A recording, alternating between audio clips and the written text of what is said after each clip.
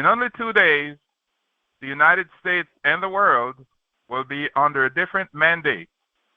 And so today's discourse is centered around that. So welcome to this edition of the Dragon's Roar, number 296, Renewed Papal Global Expansion, Part 1. There is the spirit of renewal to the papacy in America and around the world. And a huge part of Project 2025, what most people are not aware of, is that this is a philosophy of the Roman Catholic Church. Project 2025 is not so much an evangelical document, but an ecumenical document. And this is a part of the Rome's ecological convergence, or inclusive ecology, inclusive theology, in which they use the social teaching to meld with political and common good ideas and win the support of the majority in this way. And as we go through this morning, you will see that there's a growing influence of Rome in our world and even in the churches. And we're no strangers to this. This is something we have seen over time, and we're seeing even now. Joe Biden, being the second Roman Catholic president of the United States, his influence touches Rome. And you'd perhaps be surprised to know that the agreement to remove Cuba from the state sponsor of terrorism was instigated by the Vatican. The average beholder would not know that. But these are Roman Catholic power plays, and they're making themselves more and more relevant in our world. And before long, their policies will triumph. And the return of Donald Trump, while it gives a hope of reprieve, it is only a temporary delay for that which prophecy says must come to pass. There will be an international mandate to enforce Sunday upon our world, enforce Sunday observance. And I'll show you the footprints of that in the movements that are afloat. There are many state legislatures right now who are being propositioned to activate these Sunday legislations into state law, or Sabbath laws into state laws.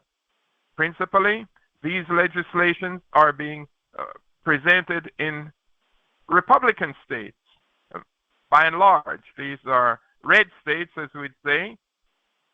But this is a growing sensation, and Democrats are not averse to this. This is the one area in which Republicans and Democrats find common ground. And so when it comes to the Sabbath laws, they're all aboard. So Democrats and Republicans are one team in this regard.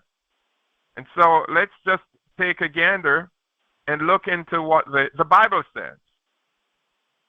Of course, today we're not dealing with any beheadings and such, so I guess it's only appropriate for me to say that we use fair use of media, so parental discretion, but we're not presenting anything that would be offensive to children, but we kind of keep this as a standard commission. Let's turn our attention to the rise of the papacy and expansion of the papacy in Revelation chapter 13. This is a passage we have studied for quite some time, and we want to look at it just a little more closely again. And I stood upon the sand of the sea, and saw a beast rise up out of the sea, having 7 heads and 10 horns, and upon his horns 10 crowns, and upon his heads the name of blasphemy. And the beast which I saw was like unto a leopard, and his feet was a bear, as the feet of a bear, and his mouth is the mouth of a lion. And the dragon gave him his power and his seat and great authority. And I saw one of his heads as it were wounded to death, and the deadly wound was healed. And all the world wondered after the beast. And they worshipped the dragon, which gave power unto the beast. And they worshipped the beast, saying, Who is like unto the beast? Who is able to make war with him? I'll skip down now to verse 8. And all that dwell upon the earth shall worship him, whose names are not written in the book of life of the Lamb, slain from the foundation of the earth. So, according to Scripture, there is this beast with 7 heads and 10 horns that emerges upon the world stage. And his power was such that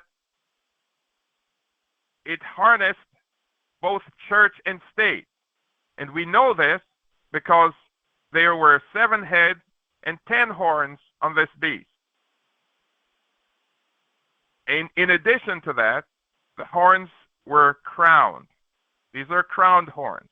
Whenever the horn is crowned, it tells us that this is a civil authority that is independent of the church. It shows a separation of powers, church and state separation. Whenever the horn is uncrowned, however, there is a situation where the state dictates to the church. And this is what we're seeing here, a church and state union. And that perhaps is better seen in our next slide here. So the Bible tells us that the beast not only had 7 heads and 10 horns, but there was crowned horns, that is. There was blasphemy written over all these 7 heads. And we, in our previous studies, understood that they're blaspheming because they're rejecting truth, present truth, denying the work and operation of the Holy Spirit in the unfolding of truth, the truth of the Scriptures. And so now we see one head with that red star in it. We simulate to show that one head was wounded to death. And this deadly wound would finally be healed. And the world would follow this beast power into worship. So, before the wound was healed, before the wound was healed, there was a separation of powers, as we're seeing. The civil and religious government were separated, because that's what the illustration shows. Horns represent kings, civil authority. And their being separate show that the horns and the heads represent religious authorities. These are 2 separate entities. They're apart. But now, as it goes on to show, there will be an order of worship that is brought forth. So it tells us in verse 3, I saw one of his heads as it were wounded to death, and his deadly wound was healed. And all the world wondered after the beast. And 4 says, and they worshipped the dragon, which gave power unto the beast. And they worshipped the beast. So dragon worship and beast worship are brought together. This is the same. Worshipping the dragon or worshipping the beast, one and the same. And they worship the beast by following the institutions of the dragon. Remember, the architect of this system is the dragon himself, Satan, seeking to deceive the whole world and bring the whole world into a false worship agenda. Then verse 8 tells us that all, after the wound has been healed, all the inhabitants of the earth, all that dwell upon the earth, shall worship him. And by this it means shall be confronted with a worship mandate that is issued by the world government. And this worship mandate is to worship according to Satan's policies. And those who conform to this dragon worship are the ones whose names are not written in Michael's book of life, in the Lamb's book of life, the Lamb that was slain from the foundation of the world.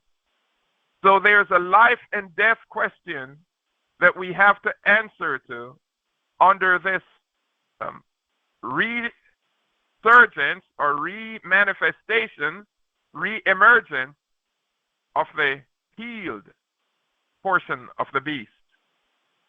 As long as the beast is wounded, he is immobilized from persecuting and or enforcing worship.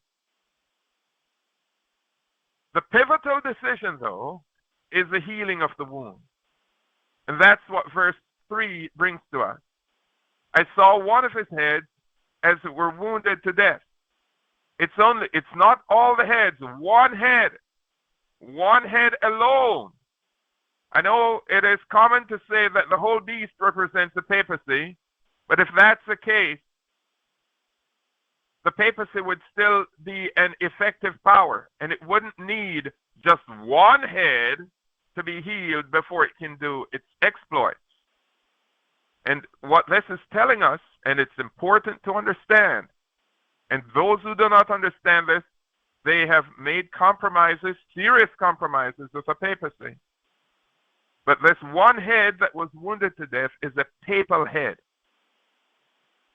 All 7 heads are religious bodies. These are the rest of the Protestant churches.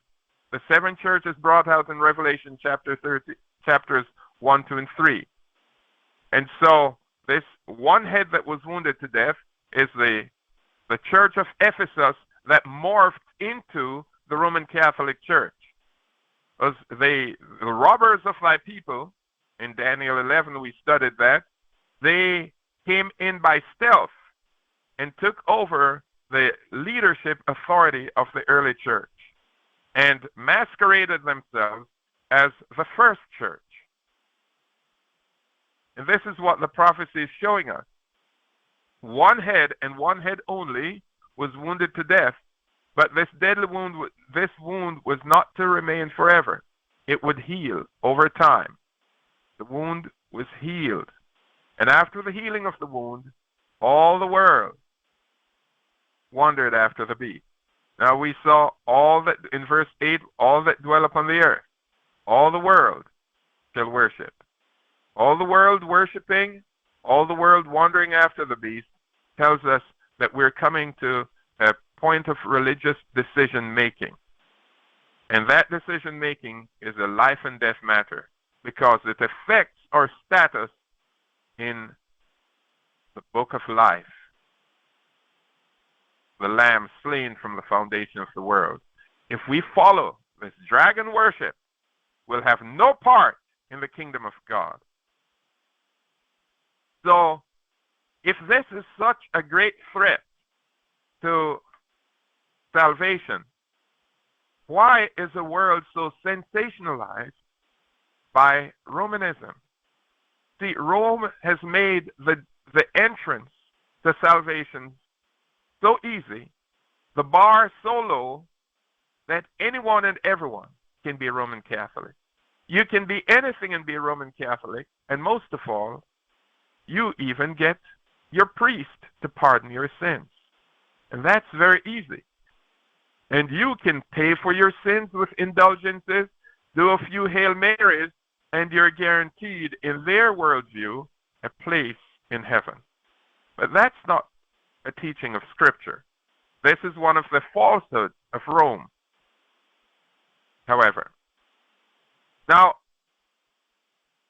and on this slide, I entitled it, America is laying the foundation for a Sunday Renaissance and legislation.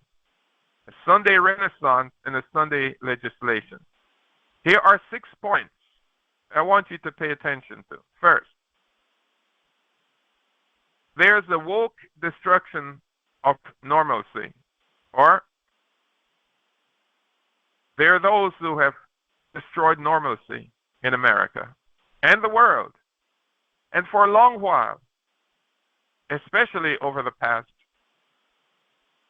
4 years, we have seen an increase in all sorts of aberrant behaviors and philosophies, making it difficult to discern between genders even.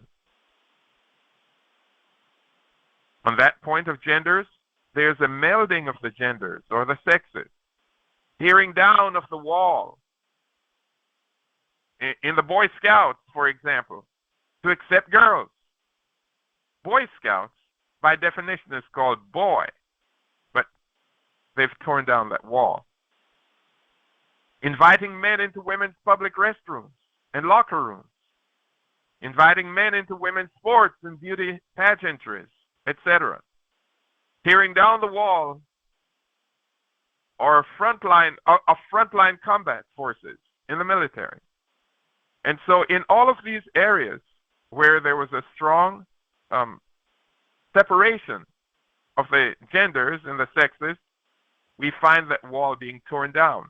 And this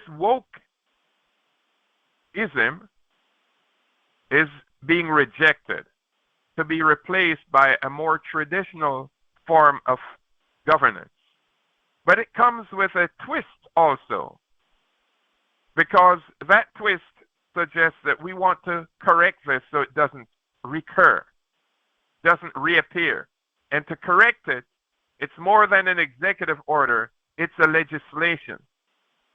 That's the way you correct things. If a governor comes in, writes an executive order, or a president comes in, writes an executive order, it is only good for the length of his or her tenure.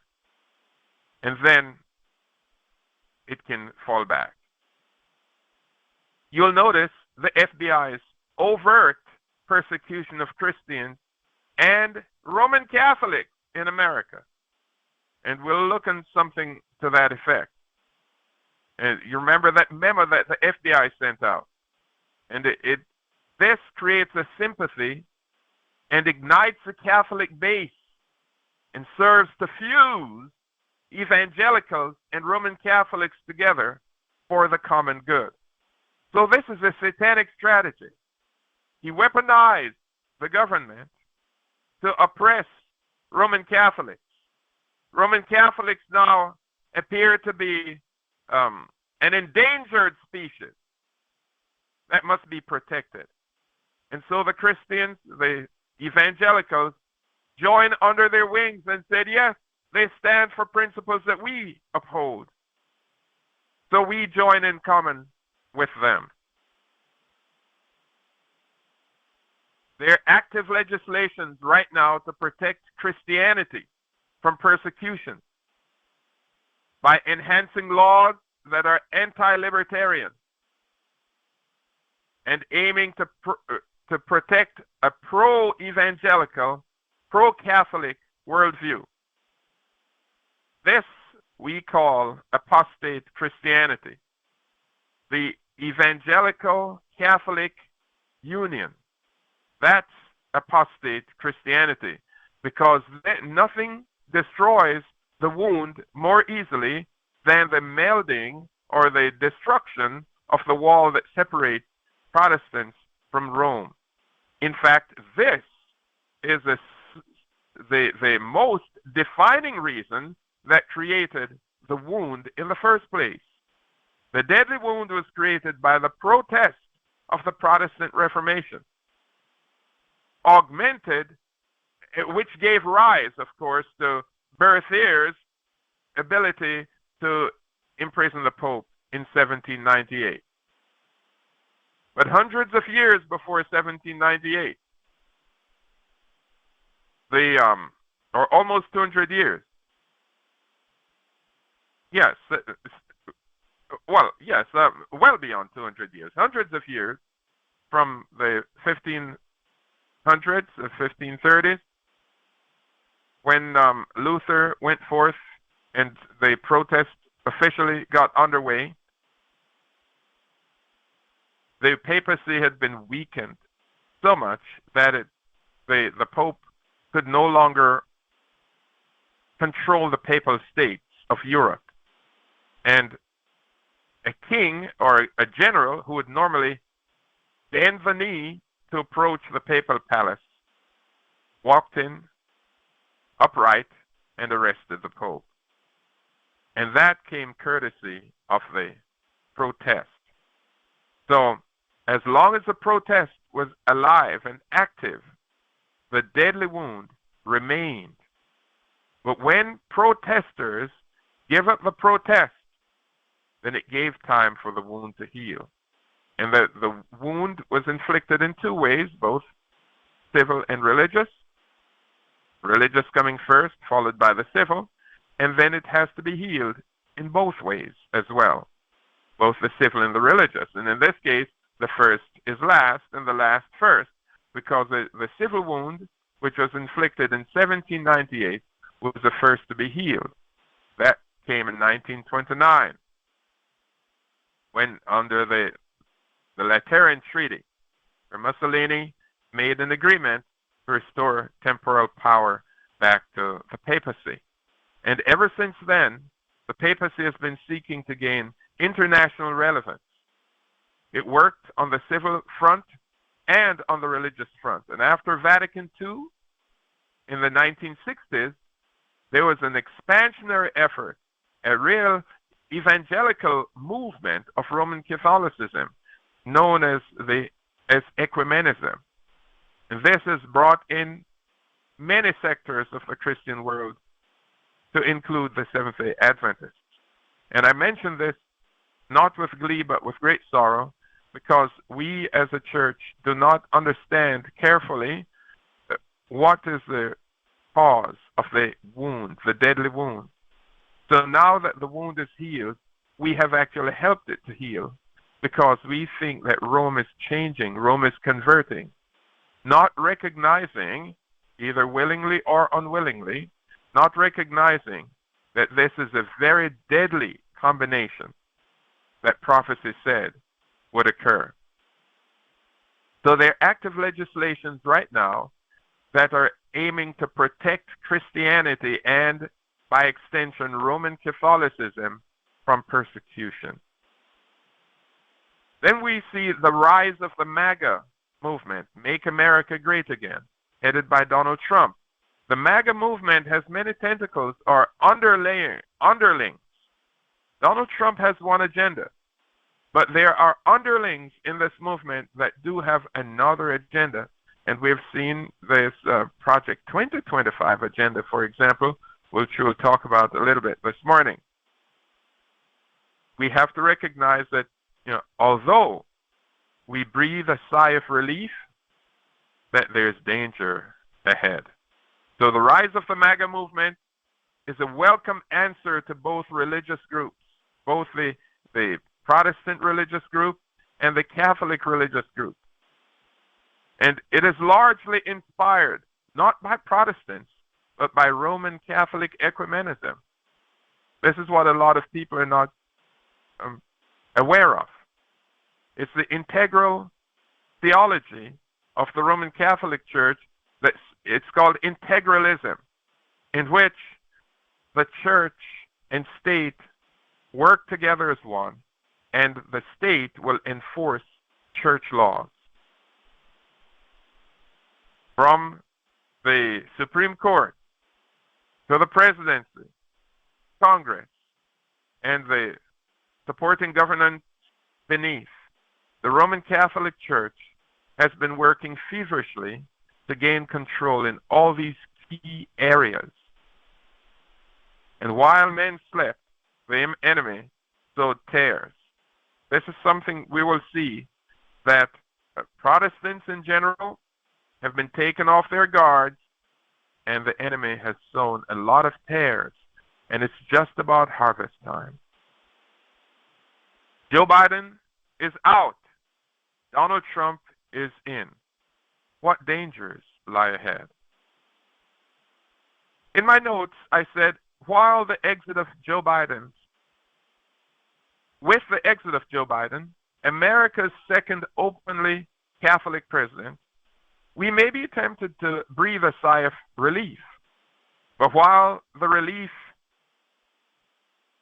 from political perspectives is welcoming in many ways, we ought not to be blinded to the biblical reality of an impending Sunday legislation in the nation and across the world that will market liberty both at home and abroad, religious liberty at home and abroad, after their definition of religious liberty. The supporters of the MAGA movement, for example, are evangelicals and Roman Catholics. And if there's one area in which they have unanimity of thought, it is in the deployment of their religion, their brand of Christianity, the deployment of their religion in public spaces. We are not averse to a more moral tone and focus of the nation, especially after coming out of wokeism. We need to understand what that means and what the end result of this can lead to. So we're not averse to a more moral tone. It is a good thing. The Bible tells us that righteousness exalts any nation, but sin is a curse to every man. And the only place we know righteousness is in God's holy law, His holy word. So it is a good thing for a nation to seek God's face, humble themselves, repent, and pray. God says, I'll hear from heaven, forgive their sins, and heal their land. There's nothing wrong there. But we are not averse to that.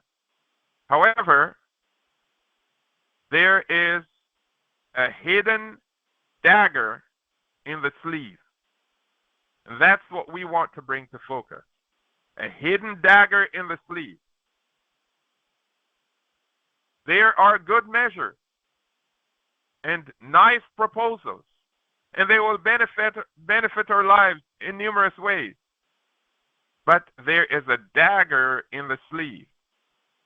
To this, the Bible prophecy is clear, and to it, many are blind. Most notably, among Seventh-day Adventists who are supposed to be the watchmen on the walls of Zion, the blindness is closing in, the darkness is closing in, to a point of being numbed from it. Also, we ought not for a moment to think that every time politicians mention Christian values, that it is purely satanic. For what type of nation would this be, were it not for Christianity? And the Bible tells us the two horns, and we're told by inspiration, the two horns of the two-horned beast demonstrate republicanism and Protestantism. So this nation is guided by Protestant principles. I often say to people that the reason why the Christian church has found its headquarters and the Christian churches have founded their headquarters in the domain of the United States is not for economic advantage merely, because that was not the case. It's for political advantage. If you think Saudi Arabia, it's a very strong economy, they have a lot of oil there, they can buy what they want. But the church didn't set up shop in Saudi Arabia, didn't go to China, didn't go to Russia, Africa, South America, or any other place, but it came to the two-horned beast's domain, the United States of America, because of the politics of liberty. So I know some people get very queasy when it comes to church and state, but The two-horned beast is a good example. Republicanism and Protestantism, but they're separate. And also at a later level it shows, the Republican governance and the Democrat governance, not to be confused with republicanism and Republican government are totally different. As all Democrats are Republicans, all Republicans are Democrats in the republic, because a republic or Republican form of government is government by the majority through representation with respect for the minority.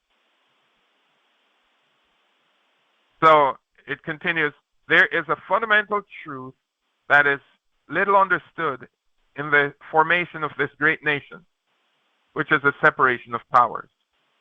The separation of church and state does not mean that politicians are to be non-Christians and neutral or callous to the existence of the commandments of God and of Jesus Christ himself. Rather, it means that politicians are not at liberty to tender legislation in favor of a majority or minority religion and compelling all others to obey the decision of the majority or the minority, the decision of a religion. This is a danger and the evil behind the definition of the word democracy, because democracy means majority rules, and the majority rules by force, demolition by force, and by extension, the majority has absolute authority over matters of faith and conscience, matters of liberty. A good example of that is what we've just gone through with the poisonation campaign. The majority had near absolute authority over our freedoms in a country that respects individual liberty. So you can imagine just how terrible it would be in a different era, when it no longer they're built or protected by constitutional laws, but by Supreme Court decisions or constitutional amendments that will allow for broader sweeping power to be issued to the executive branch, for example. And last year, June, the Supreme Court did make such a ruling that the president has absolute immunity in the executing of his duties, his executive duties. I want to take our attention to a scene that has just played out this week in the United States Congress. And that was the confirmation hearing of Pam Bondi, who has been nominated to head up the Department of Justice. I, too, have taken note of the number of times you have been asked about weaponization of the Department of Justice as if it was a theoretical possibility that might happen in the future. One of my colleagues on the other side said, weaponization may well occur under your tenure. We all know that weaponization has occurred like we've never seen before in American history under this administration. And I want to get even more specific. In the last 4 years, this administration has carried out an unprecedented attack and campaign against people of faith. If you look at the numbers, we've never seen anything like it before in American history. It has been one of the most disgraceful chapters in the history of the Justice Department and in the history of the FBI. And I hope that you will reverse this and do right by every American citizen, including especially people of faith. Let me give you some specifics. After the Dobbs case was decided by the Supreme Court, over 100 pregnancy care centers and over 300 churches in this country were attacked, vandalized, firebombed. Do you happen to know off the top of your head how many prosecutions Merrick Garland's Justice Department brought in those cases? I do not, Senator. It's a stunning number. It's 2. Hundreds of churches, hundreds of pregnancy care centers. And I might just add, these pregnancy care centers, the attacks on them, which were violent, which were gruesome, were egged on and encouraged by rhetoric from members of Congress, including members of this body, who have said that pregnancy care centers aren't real medicine, that they're not real doctors. They have legitimized these attacks. And the same thing was true of churches. And this Justice Department couldn't lift a finger to defend these Americans. But at the same time, they used legislation, a law known as the FACE Act, to prosecute at least 53 different pro-life demonstrators, including people like Mark Houck from Pennsylvania, to whom this Justice Department sent a SWAT team to his door in the early morning hours. He has, I think, 7 children. In the early morning hours, an FBI SWAT team shows up at his door to take him into custody and prosecute him. By the way, he was acquitted. This kind of outrageous, disparate treatment has to end. So here's my question to you. Will you protect churches and pregnancy care centers when they are targeted for violence, when they are targeted for intimidation, when their members or parishioners are threatened with violence or other acts of illegal behavior?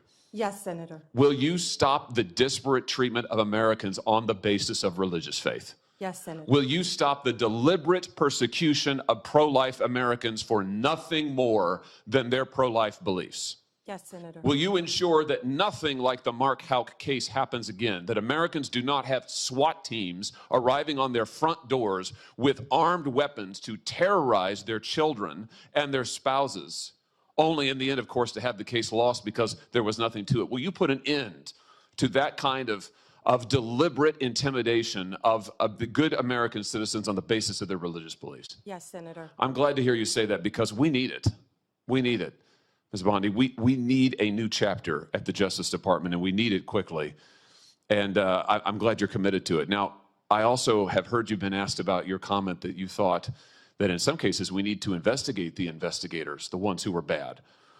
You know, I have to say I'm glad to hear you stand by that. We need to do that. You need to do that. And I'll give you another example. I'm sure you've read about this memo, which I now hold in my hands. This memo that was developed by the FBI field office in Richmond, Virginia, 23rd January 2023, targeting Catholic parishes for spying, for recruitment of infiltrators. I mean, the memo goes on and on and on about the FBI's plans to put assets into Catholic parishes, into choirs. This is an unbelievable, unbelievable assault on Americans' First Amendment rights, and we only know of it because of a brave whistleblower who came forward and released it to us. And I will tell you, I have never been misled and lied to like I was by the current Attorney General and the now former FBI Director when they sat right where you're sitting now and told this committee, oh, we don't know anything about it. Oh, only one field office was involved. It was the single work of a single field office and a very few individuals. As it turns out, that's not true. Multiple field offices were involved. Multiple individuals were involved. Under your leadership, will you put a stop to the use of FBI or Department of Justice resources to try and recruit informants and spies into Christian churches or any church or house of worship in this country on the basis of nothing more than faith? Of course, Senator. Let me just say this. To our knowledge, no one who was involved in the writing and performance, execution of this memo has been disciplined or fired. Will you conduct an investigation like you talked about, Ms. Bondi, that will get to the bottom of abuses like this? And to be clear, this is an outrageous abuse. It is an outrageous abuse. One of the worst abuses of Department of Justice and FBI authority in our history. Will you conduct an investigation to find out who signed off on this, who approved it, who advocated for it within the Department of Justice? Will you open the books on these abuses so that the American people can have confidence in their DOJ? Senator, and I think what you're talking about is the ultimate weaponization, what we've been discussing all day. If I'm confirmed as Attorney General, one of the first things I will do, there'll be many, but I will personally read that memo, and if Mr. Patel is confirmed, discuss it with him right away. Okay, so you see the nature of the questioning, and you can see that Mr. Hawley, he had some legitimate concerns And he said, we need it. We need a change of pace. We need to reverse from the wokeism that we have endured all these years. We need the Department of Justice to correct the abuses of the past. We need it to protect Christians and Catholics from the government. And it feels good. It sounds good. We didn't like it. We're traumatized to see the government acting tyrannical. But that was Satan's ploy. You throw the pendulum in one direction, and then we're waiting for it to swing back to normalcy. But normalcy, let's say normalcy is in the middle. They throw the pendulum. So if I can mark on this before it slips away, they throw the pendulum here. So normalcy is in the middle. You throw the pendulum to the left, all the way to the left, you get one reaction. You're trying to correct to get it back to center. But what if they overcorrect, which they will, and go far right? Then we end up in crisis. It is good for normalcy to be restored. And we respect one another's religion and one another's liberties. But what if it's a bridge that went too far? And this is what Satan is creating right now. He's erecting a bridge that will go too far. Now, here is just to show you the bridge that has gone too far, and how the Roman Catholic Church doesn't care which of its operatives it uses to carry out its exploits. Here's a cardinal, the news from the conversation, and this is coming January 15th of this year. Catholic cardinals play a key role in secular politics as well as the Catholic Church, and the importance of Pope Francis's choice to head the church in D.C. So they are very aware of the involvement of the Catholic Church. And then Josh Hawley's interrogation or review of Pambondi, he had a very strong emphasis on the Roman Catholics. So they're being singled out. And a sort of sympathy is being developed, generated. It's a false sympathy that Roman Catholics are being persecuted because they are opposed to abortions, and they oppose the wanton destruction of infants in the name of freedom of choice, and they are a strong member of the Right to Life movement. So with this FBI assault, albeit just theoretical, because it never really was implemented, they're looking to protect Rome from any government overreach. The atmosphere could not be sweeter for Rome, because she gets what she wanted: protection from the state, something no other church group desired. As there's a blanket law that we respect religion, but now to put Catholics and then the evangelicals, you put them in the same bed, and that's a formula for great trouble, because they become a special class, a protected class, an endangered species. So let's try to appreciate this piece of news here. Pope Francis recently appointed Cardinal Robert McElroy, a harsh critic of President-elect Donald Trump's immigration policy, to head the Catholic Archdiocese of Washington, D.C. Remember, he's a harsh critic of Trump's immigration policy. That's the only thing he has a problem with.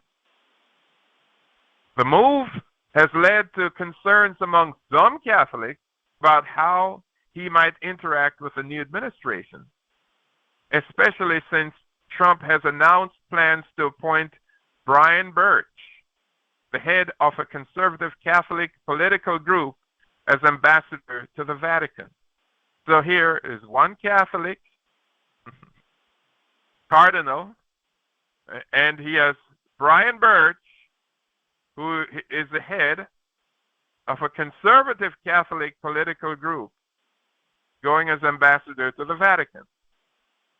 So it's the same people coming into with two different faces.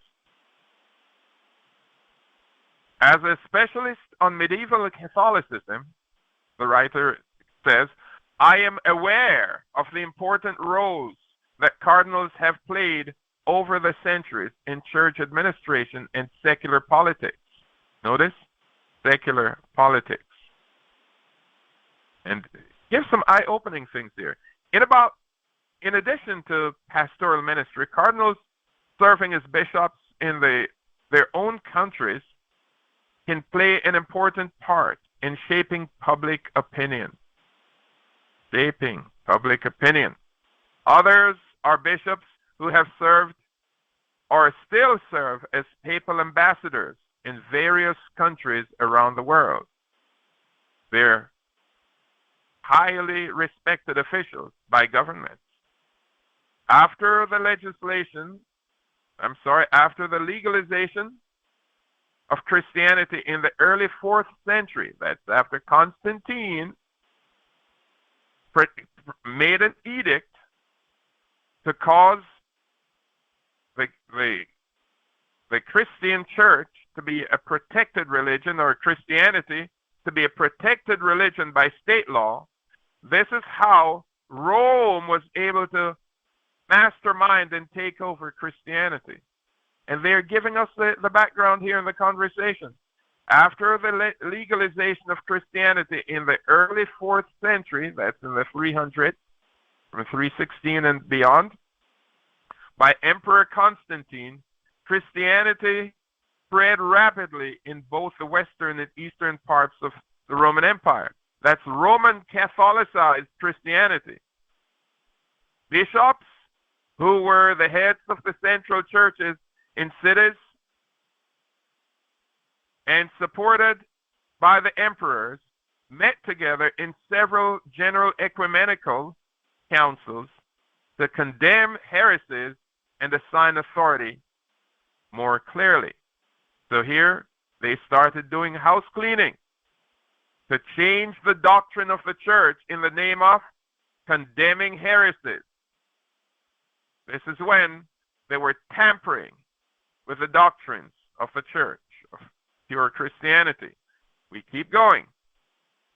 By the end of the 5th century, this is good history, by the end of the 5th century, bishops of 5 major cities, including Rome, were given wider authority over the expanded geographical territory.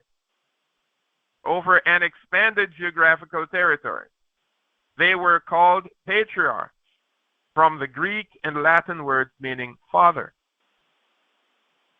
By this time, Rome survived numerous attacks from pagan European tribes and the Asian Huns before finally succumbing to Germanic barbarians in 476 CE. This is the cause of migration, illegal migration.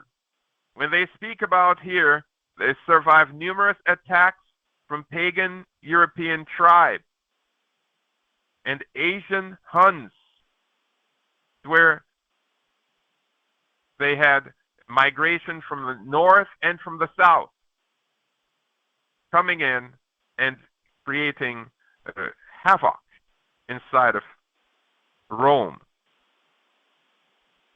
which resulted in its finally succumbing to the Germanic barbarians in 476 CE. And for whatever it's worth, notice that they call them the barbarians here. The barbarians were from Europe, not from Africa. Just wanted to point that out. And they said it here. You have the Vikings and such. These are, in fact, these are barbarians. During this tumultuous century, the church had assumed more secular authority and had largely taken over Rome's civil administration. Watch carefully. What happened? The church took on more and more secular authority and largely took over Rome's civil administration. So church laws became civil laws. In fact, Justinian, emperor of the Eastern Roman Empire in the 6th century, referred to the Pope as patriarch not just of Rome, but of the West, implicitly extending papal jurisdiction over all the churches of the former Western Empire. The popes themselves did not use the title until the 7th century. Now, so just as a backdrop here, when we look on the period before the deadly wound, this is a period that we're looking on when church laws were secular laws. They were civil laws. And so if the wound is to be healed, which prophecy says it will, the more sure word of prophecy says it will, then it is a reversal to these times that we're, the 4th, 5th, 6th, 7th centuries that we're here reading about. So this becomes very relevant for us at this moment, published 100 days ago. And as Roman Christianity spread through Western Europe, so did this intertwining of political activity and religious authority. So this is the same thing that Project 2025 is espousing, that church laws must become state laws. This is the same thing that Roman Catholic integralism espouses, that canon laws must be state laws. Here are some political activities. Increasingly, cardinals were treated as important dignitaries and addressed as eminence, even though many were not the sons of kings or nobles. Certainly, most of them became involved in European politics of the later medieval time. So the cardinals became involved in Europe's politics throughout the medieval times, since secular and religious interests often intertwined. And this is the point we're seeing. Secular interest intertwining with religious interest. When we looked in the beast with 7 heads and 10 horns in Revelation 13, first 8 verses, saw that the horns were crowned. And I stated that the crown shows the kings ruled their own domain. So there was a separation of powers. The crown was not on the heads, but on the horns. So the kings, or the civil authorities, ruled their own domains. They did not rule the church. The church did not rule them. And they did not destroy the existence of the church. The church was given its authority to live in conformance with the church, with the state laws. And the church had liberty to live based on its own dictates, as long as such dictates are not inconsistent with state laws. So, for example, the church cannot say we will promote polygamy if the state law forbids it. However, let's say on the other hand, the church says we want to observe the Sabbath. The state law has no authority to tell the church how and when, where to worship. So whenever laws are being made, the inalienable rights of each free human being must first be consulted. It's not just an absolute authority of the state to make laws. It says many cardinals, that is, became wealthy patrons of the arts and architectural projects Not only were cardinals the primary papal advisors, but some also served in secular political positions. One of the best known was Thomas Wolsey, who became the Lord Chancellor of England in the 16th century under King Henry VIII, despite being a commoner. Two cardinals also served as chief ministers to King Louis XIII of France in the 17th century. The Frenchman Armand Jean de Pallises de Richelieu and Jules Mazarin, an Italian by birth. So the cardinals had wide privileges to rule and to engage with the highest political authorities in every country, especially so of Europe. That's why we come with the notion Catholic Europe, because Europe became truly a Catholic thing. And the United States is quickly becoming a Catholic thing. The writer goes on, even into the modern period, naming a foreign cleric as cardinal was taken as a measure of the importance of their country in the Catholic world. And note that carefully. Naming a foreign cleric as cardinal was taken as a measure of the importance of that country, of their country in the Catholic world. For example, the first American cardinal, John Mikulski, was created cardinal in 1875, some 100 years after the birth of the United States. The first from strongly Catholic Latin America was named in 1906, when a Brazilian bishop, Joaquim Alvarado de Albuquerque, was created cardinal. There's a reason why I'm taking the time to go through this. As you'll see that Marco Rubio, a Roman Catholic, has been tapped to be the Secretary of State for the United States. So there's a pattern here. Since his election in 2013, Francis has held 10 consistories, which are special assemblies of the College of Cardinals, consistories, appointing a majority of the cardinals under 80 years old who will be eligible to elect his successor. Not only has Francis chosen like-minded progressive candidates, but he has also included candidates from countries that are more marginalized or torn by violence. They'd be more willing to take on social issues such as immigration. These new cardinals contribute new and perhaps challenging perspective to the once heavily European College of Cardinals. So they go into the global south, taking in the so-called black and brown people. We've talked about these before.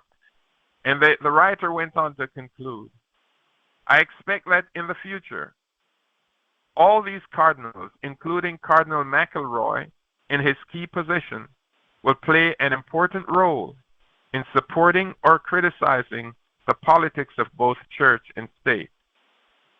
So in a nutshell, this is saying, giving us a history of how the Roman Catholic Church has used its cardinals to shape church and state politics, but especially so, state politics after the manner of the church. I'd like to take a page from the writings of Sister White, The Great Controversy, page 579, paragraph 2. Marvelous in her shrewdness and cunning is a Romish church. She can read what is to be. She bides her time seeing that the Protestant churches are paying her homage in their acceptance of her false Sabbath, and that they are preparing to enforce it by every means which she herself employed in bygone days. Remember bygone days? The 4th, 5th, 6th, 7th centuries and beyond. The evangelicals, the Protestants, are willing to do what Rome herself had done in her bygone days.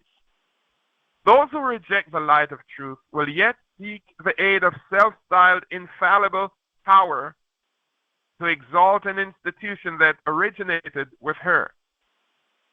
How readily she will come to the help of Protestants in this work, it is not difficult to conjecture. So many of these interrogators in Congress who are reviewing candidates for office are themselves Roman Catholics or Roman Catholic sympathizers. They're looking to protect the Church of Rome, such as in the interrogation we just saw with Pambondi. And you saw how richly the Roman Catholics' interests were protected and defended. Sister White continues. How readily she will come to the help of Protestants in this work, it is not difficult to conjecture. Who understands better than the papal leaders how to deal with those who are disobedient to the church? So they know, and this is not something being done in a vacuum. Rome, as we've seen, formed an ecumenical bridge that's in the ears of every church and every state legislature in our nation and perhaps around the world.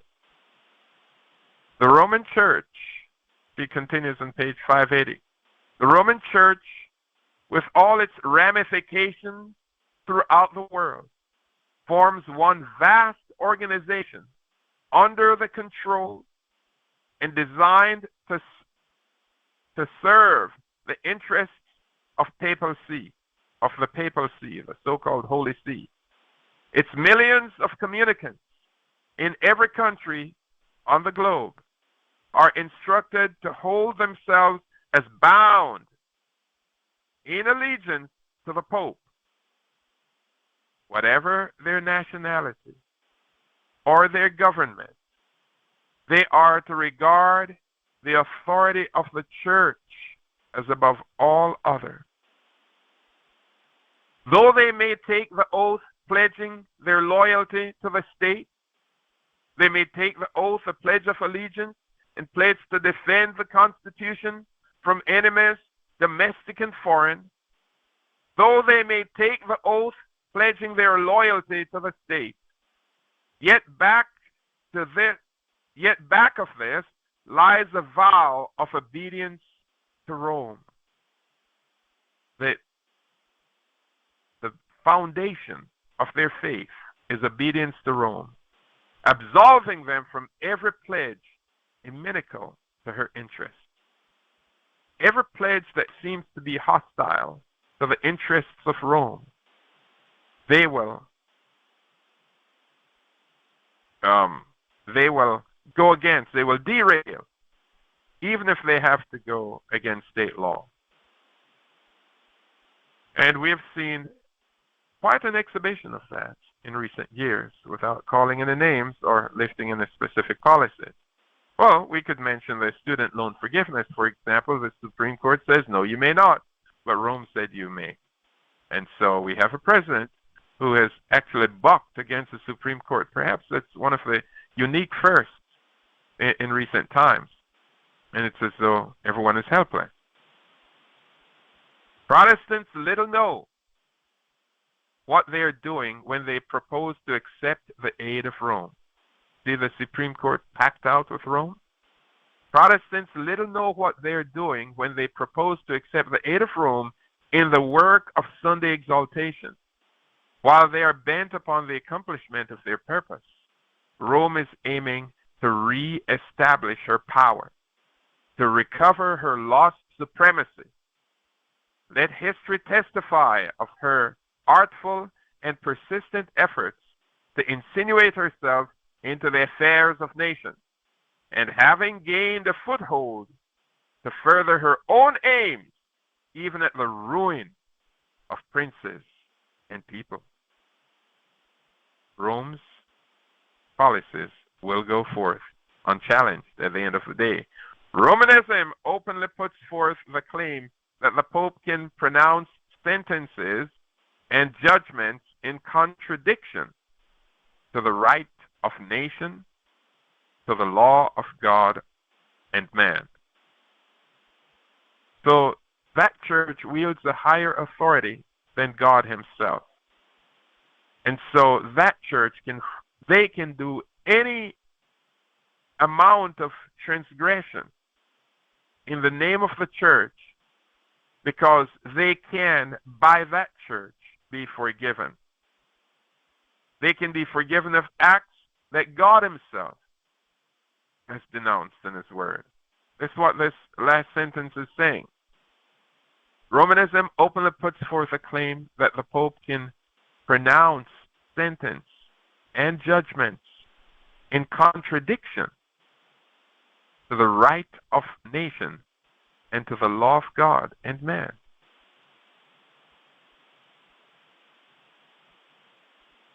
He continues, paragraph 3, and let it be remembered, it is the boast of Rome that she never changes. So when the deadly wound is healed, will Rome change? The answer is no. Rome never changes. The principles of Gregory VII and Innocent III are still the principles of the Romish Church.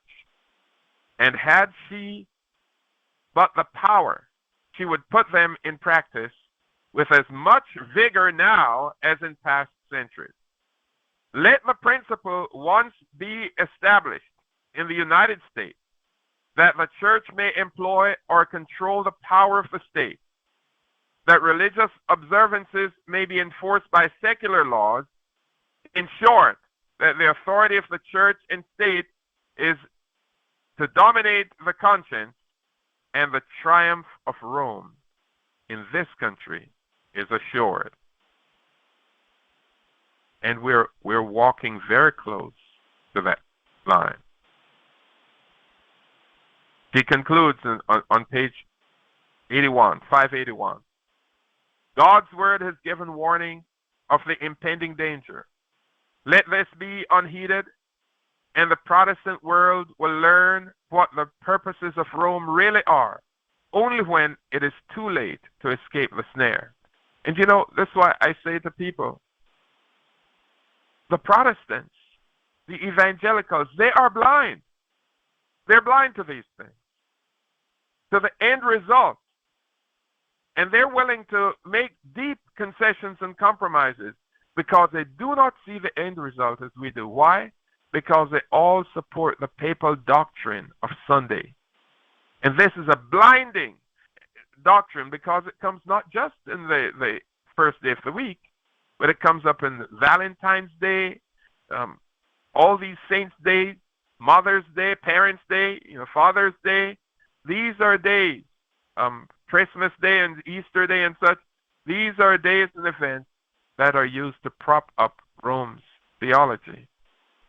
And they provide a sympathetic link to Rome. Only when it is too late to escape the snare will they awake to this. It is our duty to make this knowledge known. Speaking of Rome, she is silently growing into power. Her doctrines are exerting their influence in legislative halls, in the churches, and in the hearts of men. Rome is growing. She's expanding. There's a new renaissance of Rome here, as in the early centuries. She is piling up her lofty and massive structures in the secret recesses of which her former persecutions will be repeated. Stealthily and unsuspectedly, she is strengthening her forces to further her own ends when the time shall come for her to strike. All that she desires is vantage ground, and this is already being given her. We shall soon see and feel. Read that again. We shall soon see and shall feel what the purpose of the Roman element is. Whoever shall believe and obey the word of God will thereby incur reproach and persecution. Remember, we saw after the wound has been healed that the whole world will wander after the beast and they'll worship the beast. And later on they'll say, who is able to make war unto the beast? Who is able to kill him? Who's able to destroy the system? Now, in preparation for Monday's inauguration, the Catholic Review boasts in an article written January 13, 2025, Cardinal Dolan will lead prayer at Trump's second inauguration, January 20th. Rome is fully apprised of all of these things. Remember, we saw Cardinal McElroy going there, and his twin, Cardinal Dolan, is there.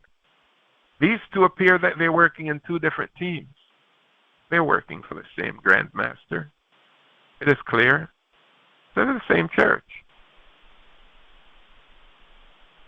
After congressional lawmakers formally certified January 6th President-elect Donald Trump's victory in the 2024 presidential election, Trump is scheduled to return to the White House January 20th, 4 years after he left the Oval Office in the wake of a failed re-election bid.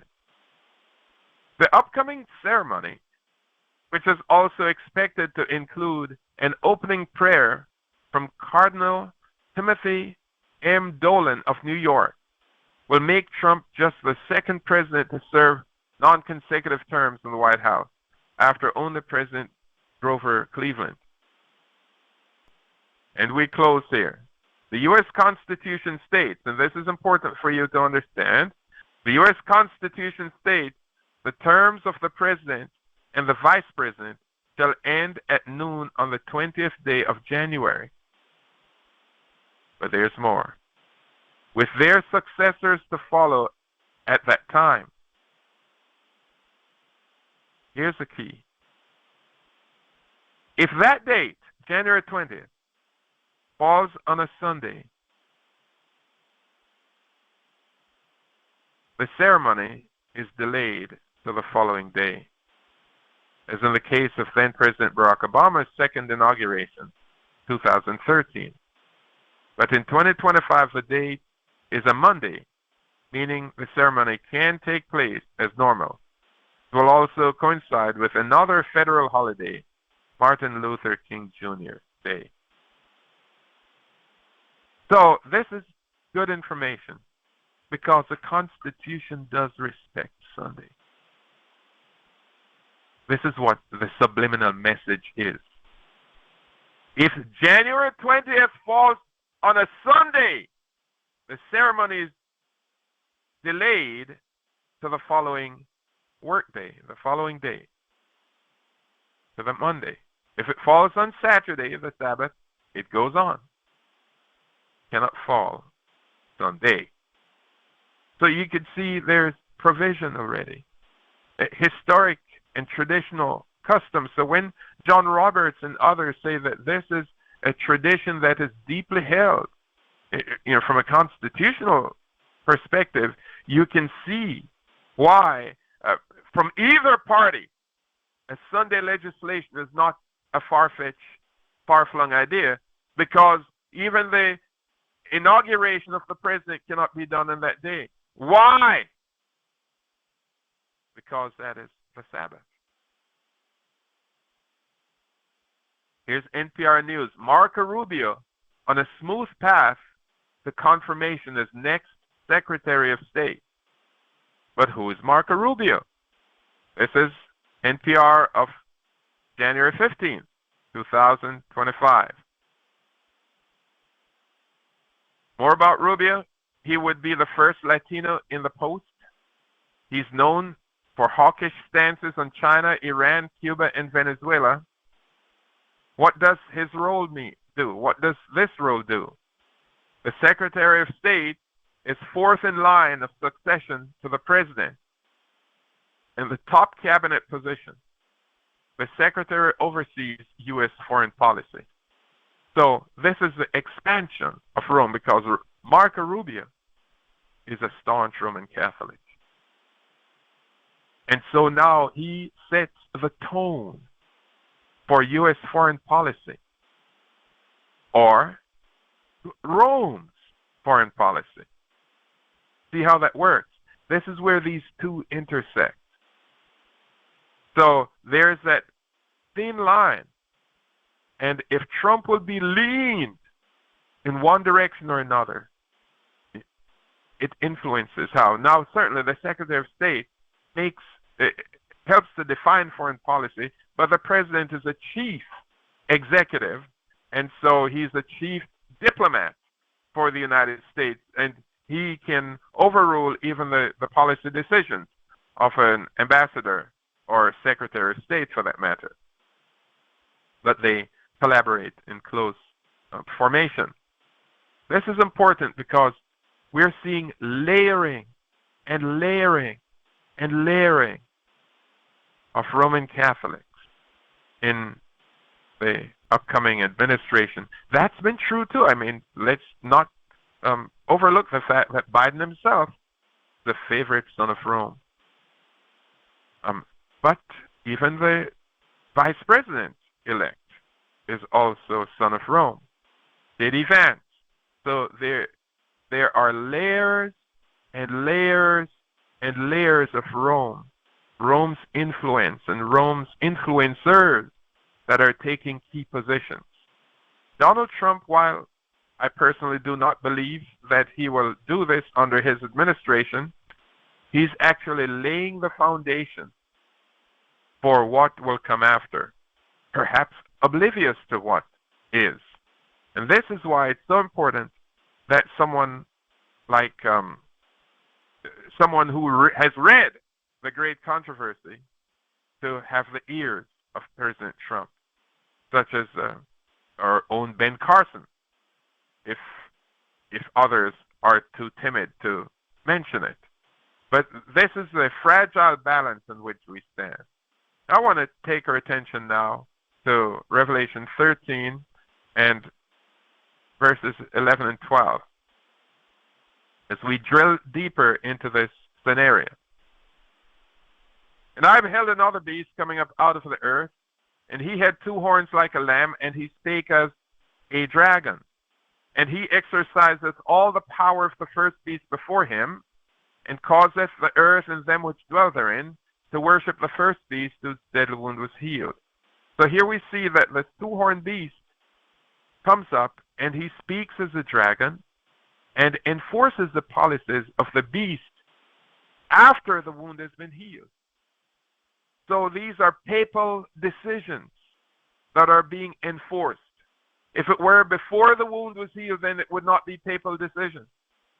But it tells us, it's in the last clause of verse 12, it says, and them that dwell on the earth to worship the beast whose deadly wound was healed, past tense, healed, was healed. So after the wound has been healed, the dragon's voice will speak. And this is why when we looked in verses 3 and 4, we saw the deadly wound was inflicted, and the whole world wandered after the beast, and they worshipped the dragon, which gave power unto the beast, and they worshipped the beast, saying, who's able to make war with him. This is where this comes together.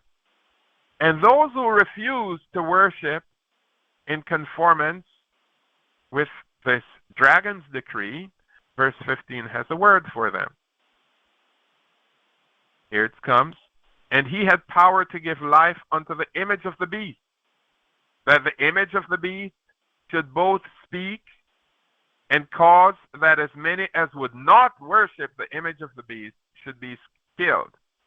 So, on the one hand, we find the beast is speaking, and when he's speaking, the dragon's voice. And then he's to speak again in verse 15. When he speaks, he's speaking against those who refuse to conform with his worship statutes. Refuse those who will not conform. They refuse to worship in obedience to the decrees of the church and state mandates, and they would be singled out or be killed. This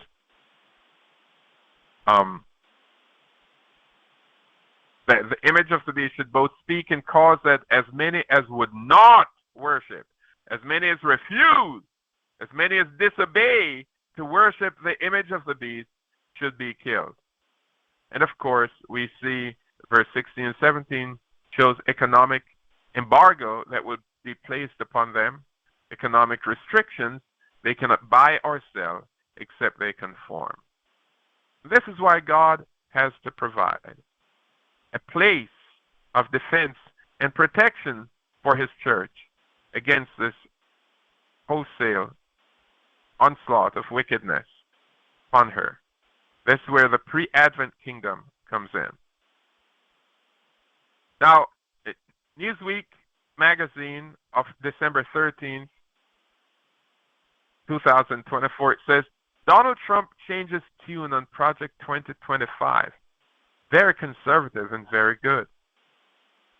So at one time he said he had nothing to do with it, and now they quote him as saying it's very conservative, very good. So let's put that in perspective. Donald Trump has publicly praised Project 2025, calling parts of the policy agenda very conservative and very good. So, when you're reading from woke media, you realize how they truncate words at times. And so I note and read, he called parts of the policy agenda very conservative and very good. And I believe even if we looked on it, we would say there are parts of it that are very good and they're very conservative. So there's no danger there, at least from my perspective. But during his 2024 presidential campaign, Trump distanced himself from the initiative. He called parts of the 900-page guideline spearheaded by the Heritage Foundation ridiculous and abysmal. So I don't think that changes the calculus when it says parts of it are conservative and good, and parts are ridiculous and abysmal by extension. But it goes on. On Thursday, Time magazine named Trump as 2024 Person of the Year and published an interview it conducted with the president-elect on November 25th. Speaking to the magazine, Trump softened his tone on the policy document. Though he continued to distance himself from Project 2025, Trump praised some of its ideas. I don't disagree with everything in Project 2025, but I disagree with something, he told Time. And then it goes on. I'm going to go to the skip over and go to the paragraph 4. Tony Clark, the executive director of the watchdog group Accountable U.S., said Trump's cabinet picks were a sign that he was charging ahead with Project 2025. So the cabinet appointments, from their perspective, show that the architects, or many of the architects, Project 2025 will be in Trump's second-term cabinet. We must hasten to say, without speculation, that the president is still the chief diplomat. He is the one who endorses, authorizes any decision, but things can get to a point where even Congress, there can be such a supermajority vote that a presidential veto would be overruled. So these things are possible. Even if the president doesn't wish to have that type of policy idea or policy agenda, those decisions, his decision can be overruled with a supermajority in Congress. So there's always at risk. Reuters News, speaking of Project 2025, says Project 2025, what is it and how is it connected with Trump? And this is December 19th that they visited this topic.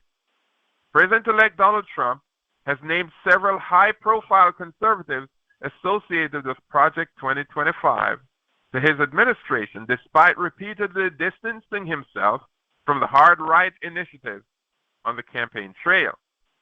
What are the project's main proposals? This is important. Among other things, Project 2025 proposes enforcing laws that make it illegal to mail abortion pills over state lines, criminalizing pornography, and eliminating the Department of Education. Those things don't rise to the level of a threat to our liberty. But I'm going to show you something else that does. Goes on. The project also advocates the sweeping elimination of environmental regulations that crack down on programs to boost diversity in the workplace, which the project argues are broadly illegal. And again, even the FBI has, in December, walked away from its DEI woke culture and abandoned it. We see Facebook, Meta, said they're no longer sponsoring that. Walmart, a number of other huge employers are throwing in the towel on DEI, wokeism. To be expedient, of course, for the moment. And why did they wait until now to do that? Because they cannot be trusted, and we should not trust them. They're not our friends. They're in it for themselves and are only pretending that they suddenly came to the light where they should no longer censor free speech. Yahoo News used to censor free speech.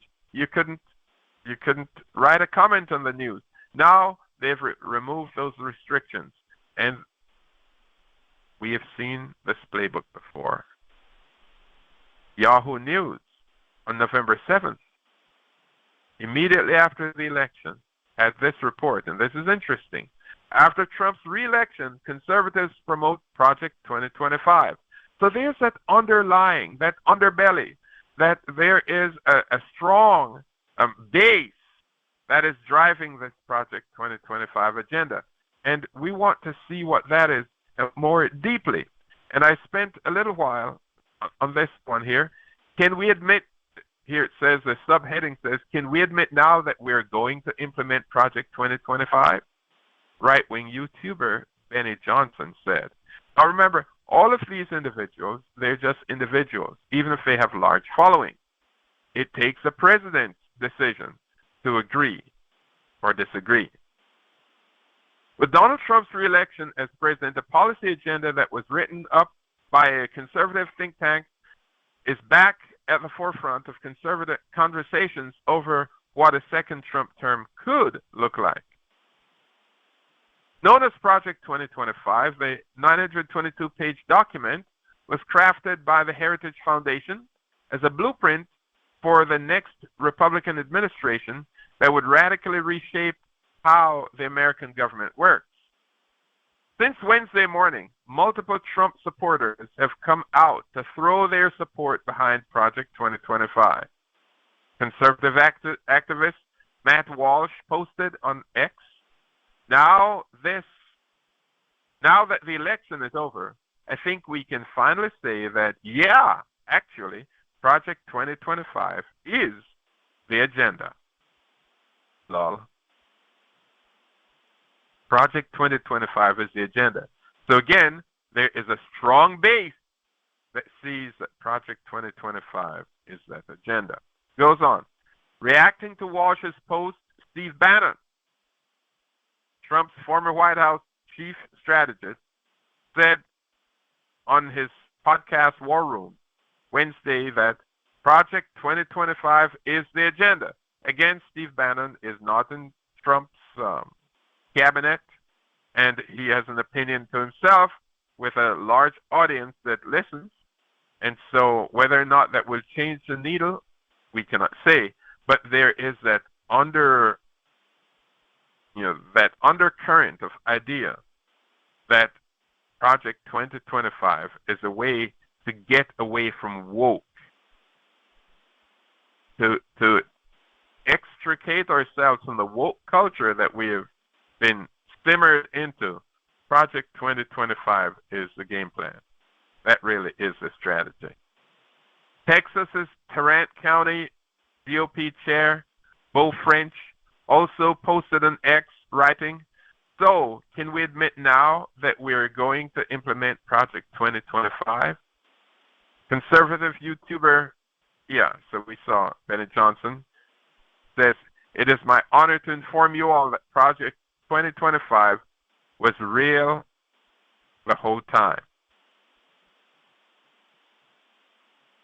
The Trump campaign has not commented on Project 2025. That's interesting.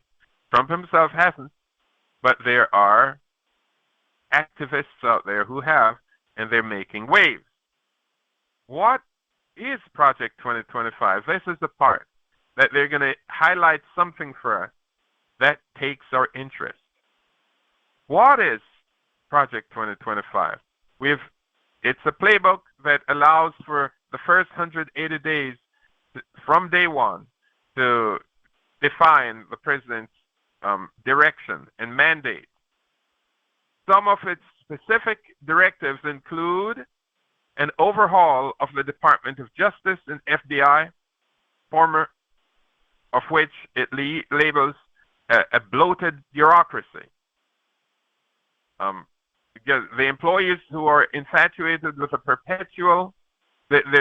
perpetuation of a radical liberal agenda that wants to do house cleaning in that area. Remember we saw with the Pam Bondi interview that radical leftist agenda is toxic in the minds of many.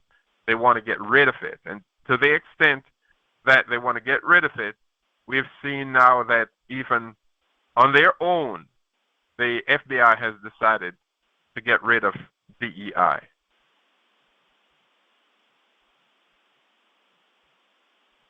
Then it says some of the other things that it will do are to eliminate the Department of Education,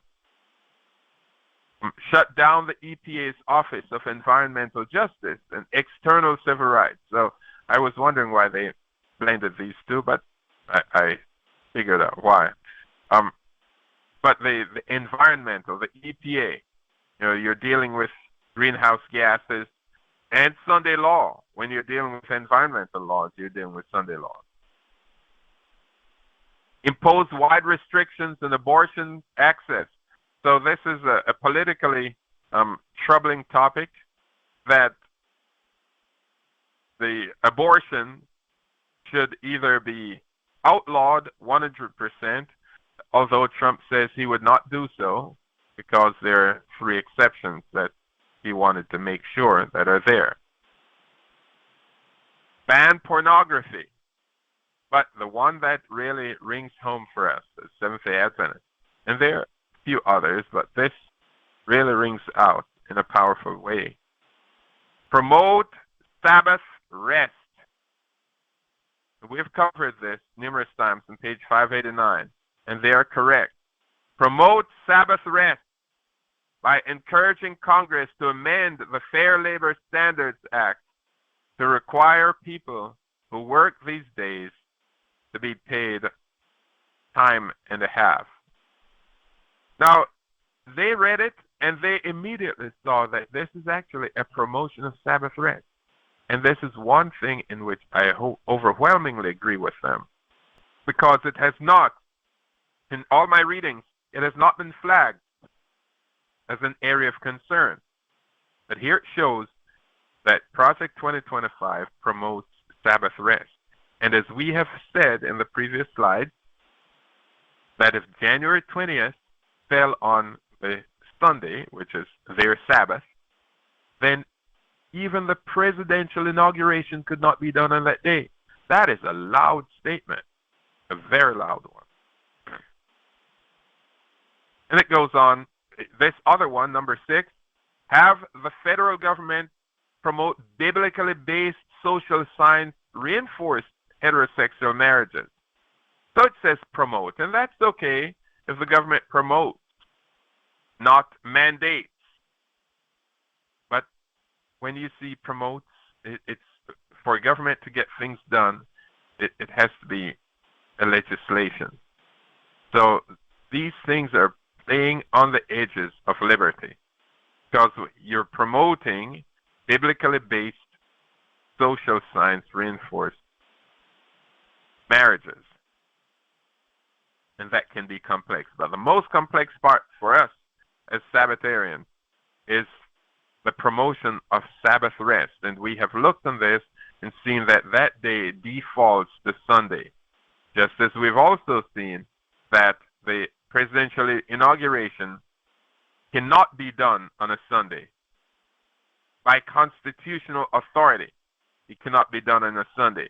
Now, certainly there are other things in it, such as the wokeism, the alphabet community, paragraph 7 and paragraph 8, remove sexual orientation, gender identity, DEI, and gender equality in federal employment and federal legislation.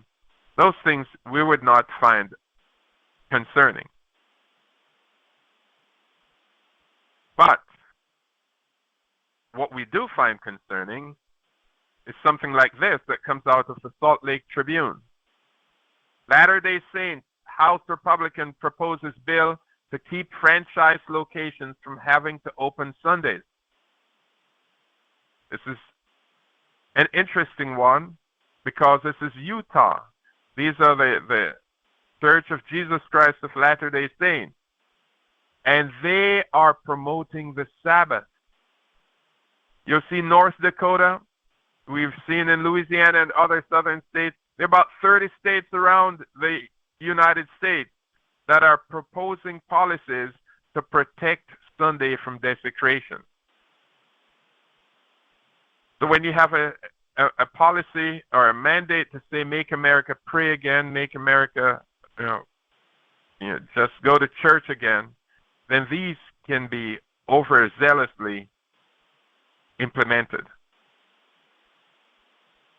Here it says, many Christians, including members of the Church of Jesus Christ of Latter-day Saints, take the biblical prescription, thou shalt not do any work on the Sabbath, not as a recommendation, but as a commandment. Thou shalt not do any work on the Sabbath as a commandment. This is January 9th in the State House.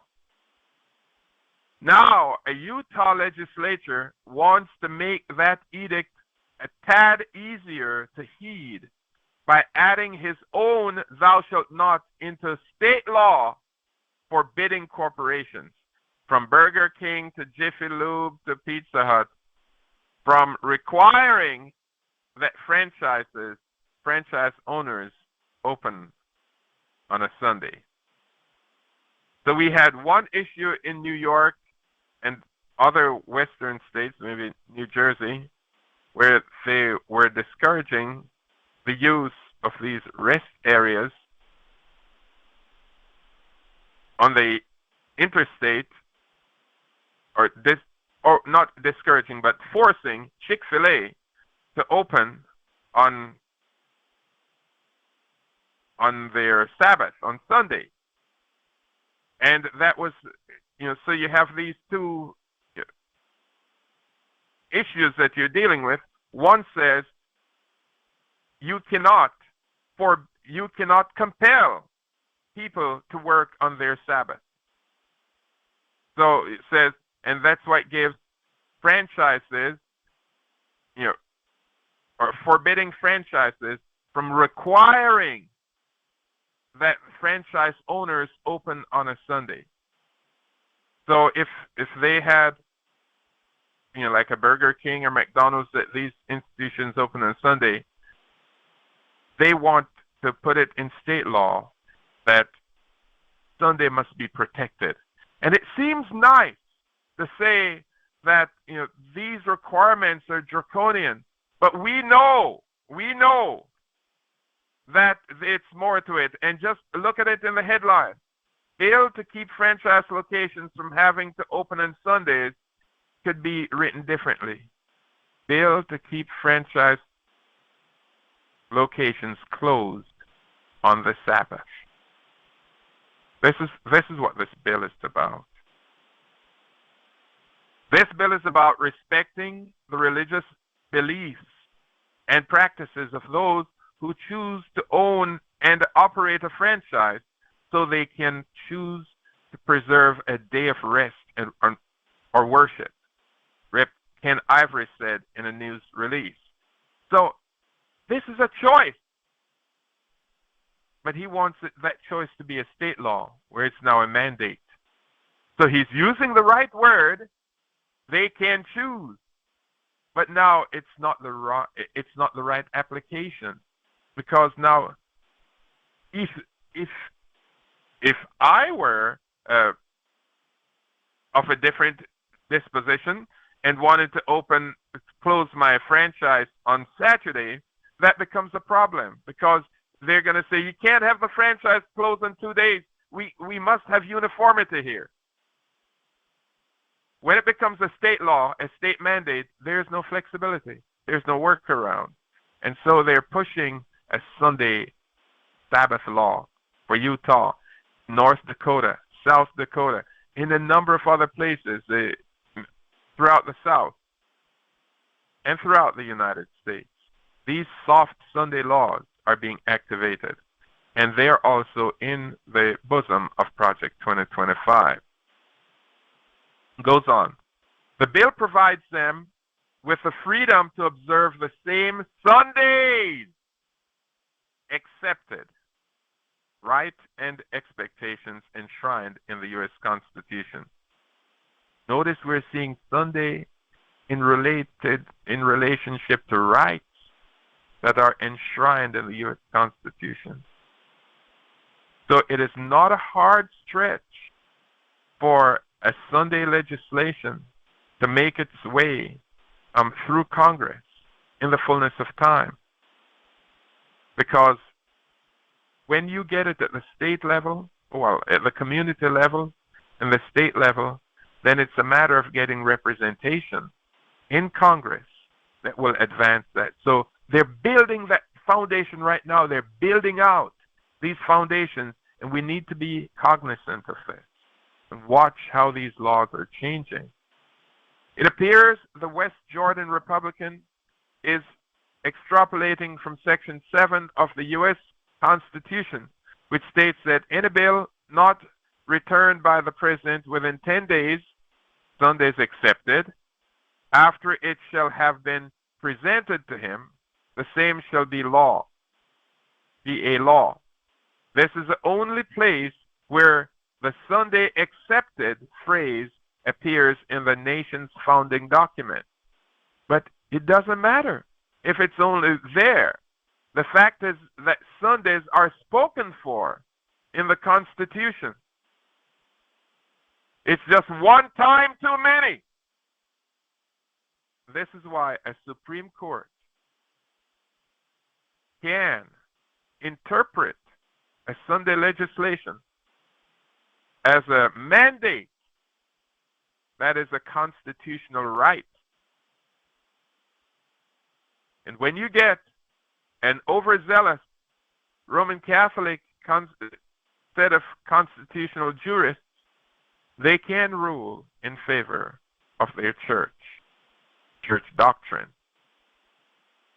Representative Ken Ivory from West Jordan recently announced a bill that would prevent franchisors from demanding store owners operate on Sundays unless business owners have already contracted to do so.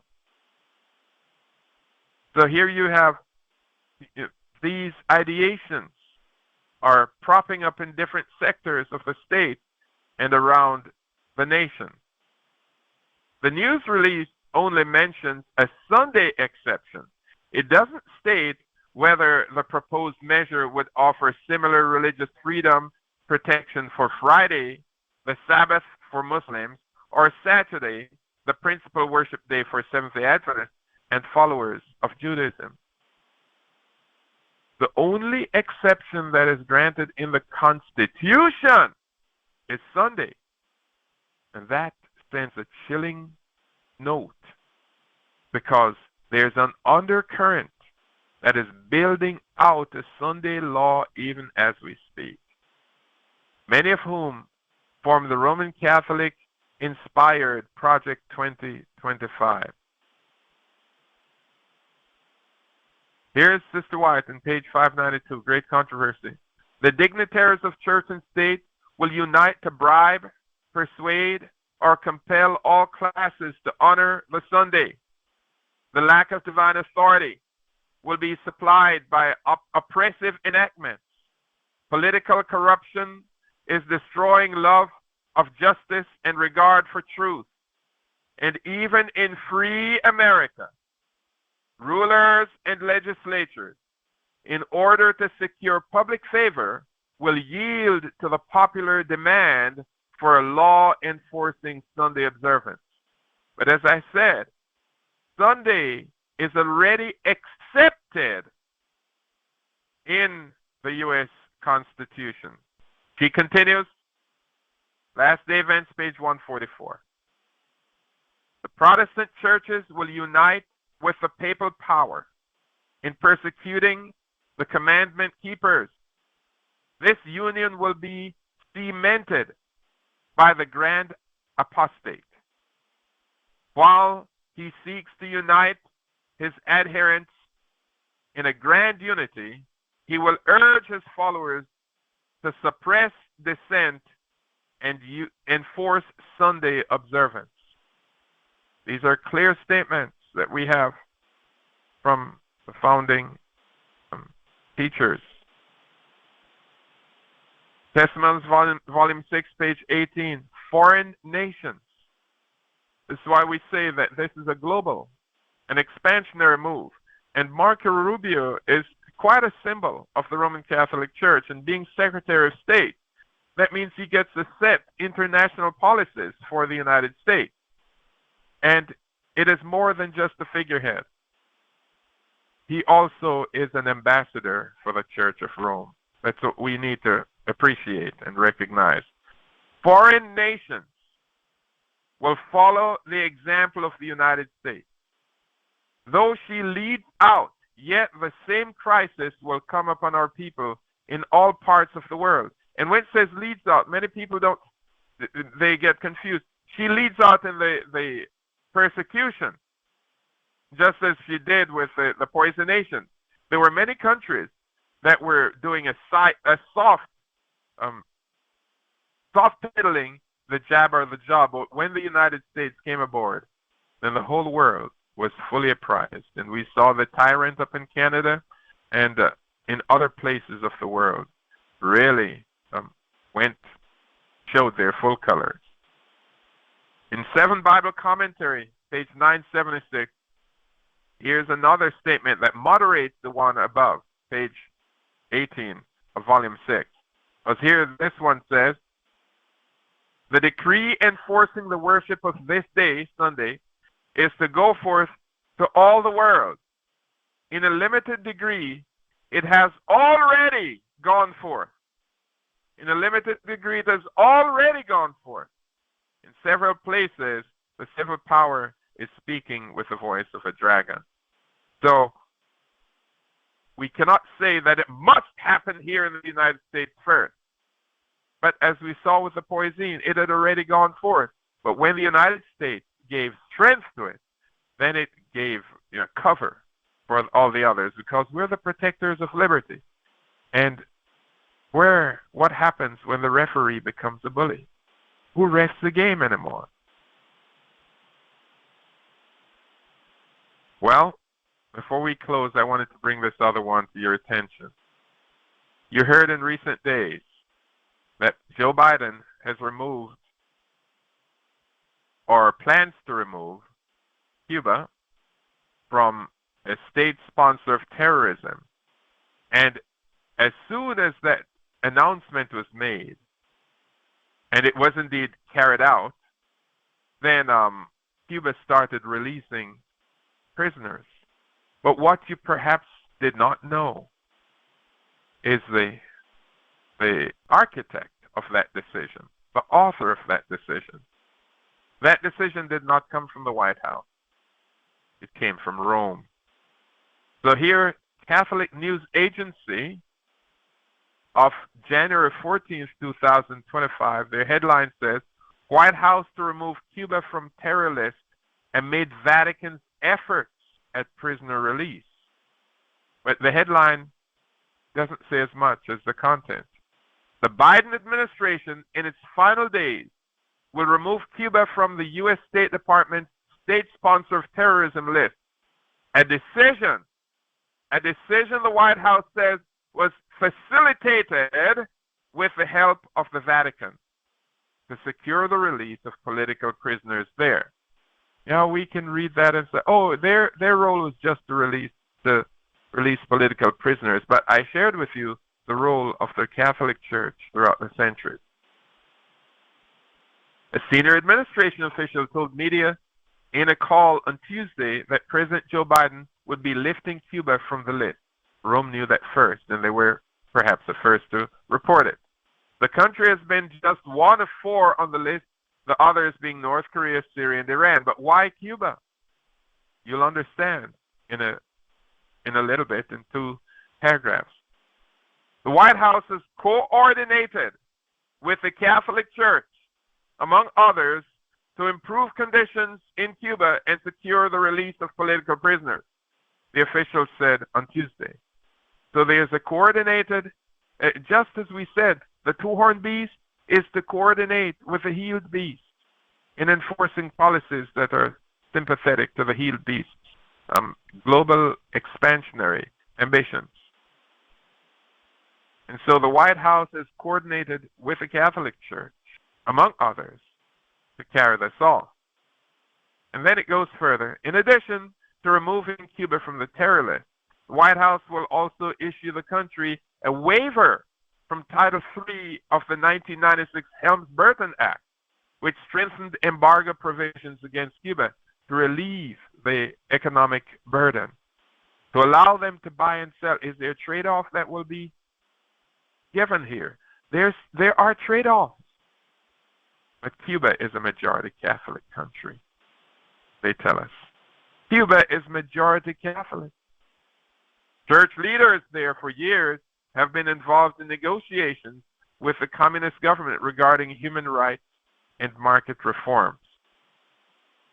Pope Francis hosted Cuban President Miguel Diaz-Canel at the Vatican in 2023. Francis also visited the country in 2015, but he was not the only one. St. John Paul, which is Pope John Paul II, likewise famously visited the island in 1998, but he was not the only one. Maybe he was the first, becoming the first Pope to do so. Pope Benedict XVI also visited the nation. So the last 3 popes visited Cuba. Why? There's a reason. It's the global expansionary move of the church and getting the influence of the church in every state government and national government around the country and around the world. Now, I want to take us to, and let me see if we have time. I wanted to give you this last one. I see that our time is moving away rapidly. I'll jump down to our concluding passage here. In Daniel 11, verse 45, the Bible says, and speaking of the king of the north, and he shall plant the tabernacles of his palace between the seas in the glorious holy mountain. Yet he shall come to his end, and none shall help him. Now this particular activity, the Pope was not in favor of, at least externally, and he and President Trump were at great odds, and may still be at ideological odds, I don't know. But this passage brings us to the fulfillment of the United States relocating its embassy from Tel Aviv to Jerusalem. And this two-horned beast power, represented by the king of the north here, carried out this act, planted the tabernacles between the seas and the glorious holy mountain. In spite of that, though, he, the king of the north, shall come to his end, and none shall help him. And it is yet to be seen, time alone will tell, how this prophecy will play out in all its details. But it's only the last act that's left in this verse. As we're at Daniel 11:45.1. Daniel 11:45.2. This portion, yet he shall come to his end, and none shall help him, is what stands between us. Michael standing up. Now, Victor Houteff, recognizing this prophecy in his book, Timely Greeting, number 42, volume 2, Timely Greeting, number 42, page 27, says the only portion of Daniel 11 yet to be fulfilled is this verse, the last of the chapter.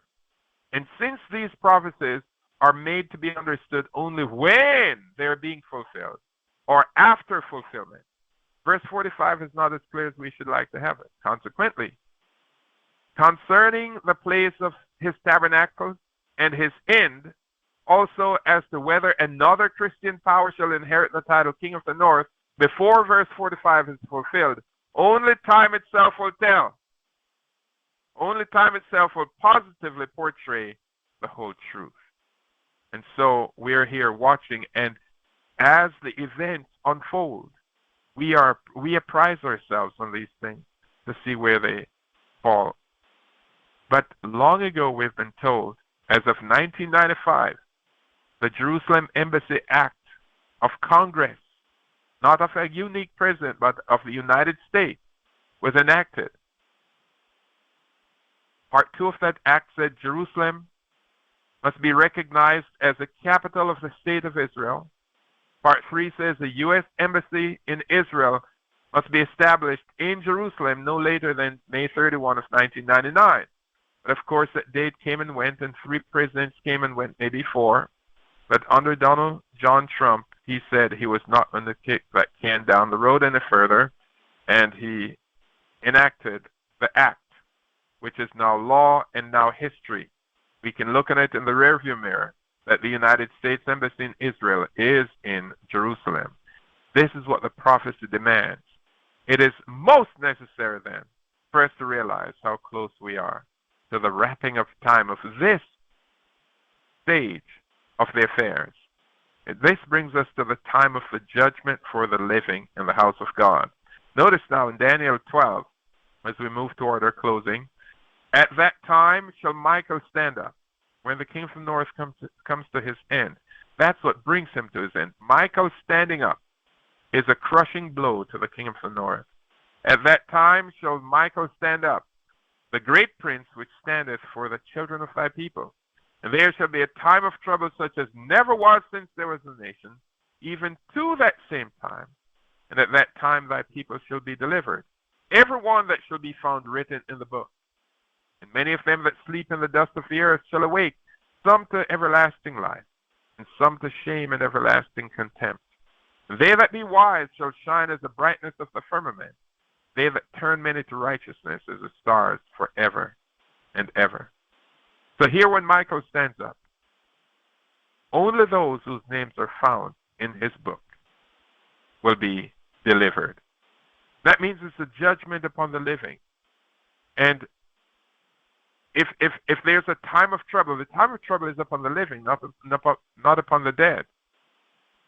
And if out of that time of trouble, those that are written in his book are delivered, it's a judgment upon the living. That means those who were not written in his book were destroyed. This we see, it's a dual work of destruction that's going on. While God is purifying the land, removing the undesired element of the king of the north and all the others from there, he's simultaneously cleaning up his church so that he can have a clean people for a clean land. Because where the glorious holy mountain is, that's where Michael stands up. That's where his pre-Advent kingdom will be. In that land that was given to Abraham, Isaac, and Jacob is where the church will be repositioned. Remember, Revelation 13:15 says, all who oppose this mark of the beast system will not worship according to the image of the beast should be killed. They can't buy or sell. They can't exist in these economies. So God, in his mercies, saw this and made provision, a way of escape for his church. So Michael stands up, delivers them, and establishes them in the Holy Land for the final gospel work. Daniel 2:44. And in the days of these kings shall the God of heaven set up a kingdom which shall never be destroyed, and the kingdom shall not be left to other people, but it shall break in pieces and consume all these kingdoms, and it shall stand forever. This, therefore, is where your mind and mine should be. Our minds must be fixed on that other time. We're watching the rapidly fulfilling prophecies. We're seeing how Rome is setting her building blocks for a super return in a big way. The evangelicals have joined in tow. We've seen Sunday legislation being moved throughout state assembly houses in quick succession. And it won't be long before it comes up to the U.S. Congress for consideration. Then up to the presidential bench for signing. This is going to be more than a Supreme Court decision. Certainly a Supreme Court decision can take us there very rapidly, but to make it permanent, Congress makes laws. And they are moving on this as we speak. God has made protection and provision so that when this time comes, his church will not be found a hostage in any of these countries of the beast. In fact, there be no country in the world that will have a hiding place, a harboring place for the true worshipers.